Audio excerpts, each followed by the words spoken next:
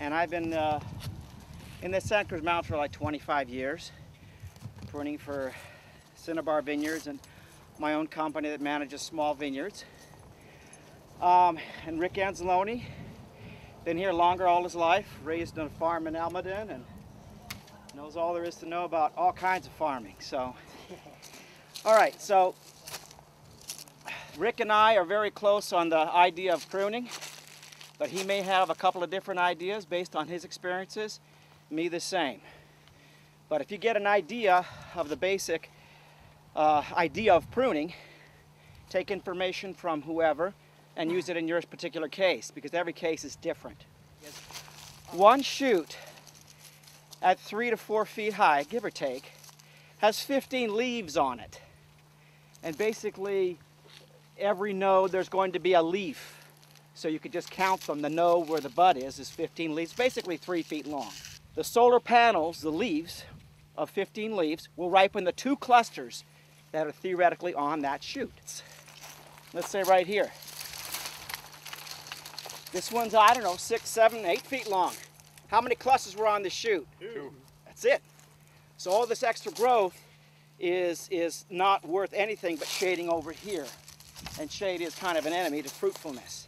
What we need to do is, this vine is telling you, more so than this vine here, every vine has its capacity that it regularly grows to. I use the analogy of Arnold Schwarzenegger. He can carry 100 pounds in his good old days, and I can carry 50. So don't give me 100 pounds if I can't do it, because my growth will not be the 3-foot required length. This guy says, I need more buds to spread out all this cane that I need to grow.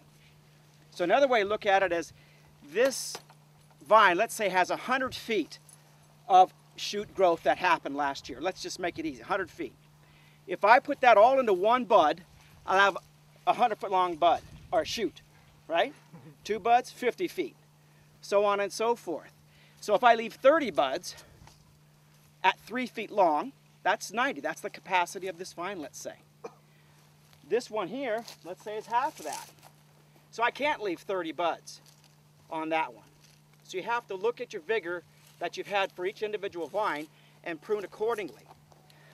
Another kind of rule is 15 shoots per 3 feet, 3.5 feet. So this one, you could put a few more spurs on it in order to take up some of this extra growth, because it's wasted. You just don't need that growth if it's not putting any fruit forward. So what I try and do in the old days, I would do this as a spacing, spur, spur. But I got a lot of mildew set up, so now I'm kind of stretching it out, putting less buds on. So in some cases I do have to hedge a lot more, because I don't have that number of buds to reduce the amount of vigor that's in that vine. So what I look for is a good spacing. I had this 3 or 4 vineyards, really kind of tight spacing, okay? And it was always a problem with the leaves too much in there, spray couldn't get in. So when I went to this, I lost a little bit of tonnage, but the quality improved, and then the pruning was a piece of cake, because everything, when I said leave 5 2-bud spurs, each spur had its 2 shoots coming out. I had 10 shoots, and that was it. 10 shoots, 20 clusters, 40 clusters. Okay, so pruning was easier, spraying was easier. I lost a little bit of fruit, but actually the bunches that were remaining were fuller and more open and cleaner. So I actually improved the quality of that vineyard without really losing much tonnage at all. You know, about your pruning shears too, buy the best you can that's most comfortable for you, and sharpen them all the time. Now, of course, these are old ones. I always buy new ones for myself every year, watch my guys get out there and have to give my new ones to them to make sure that they make good, clean cuts. When you make a cut, you don't want it to tear. You know what I'm saying? Well, I can't, these are sharp. You want a nice, clean cut. It's like a surgeon. You want him to have the sharpest tools possible, easier on your wrist, and a cleaner cut. Pruning is 10% technique and 90% judgment, but technique is important. Keep your shears clean and keep them sharp, keep them adjusted, and when you make a cut, cut all the way through it, and cut with the fat part of the blade, not the tip up here. You see a lot of guys trying to do this, get it on the fat part, and cut all the way through it. And I make my pruning cuts at an angle, about that far above the bud. Makes a cleaner cut. Some guys prune straight across, but when I learned, if you didn't do that, you got smacked in the head. So what I look for is there's basically on a spur position, a cordon, you leave 2 buds. And I leave 2 buds pinky thick. Less than pinky thick, 1 bud.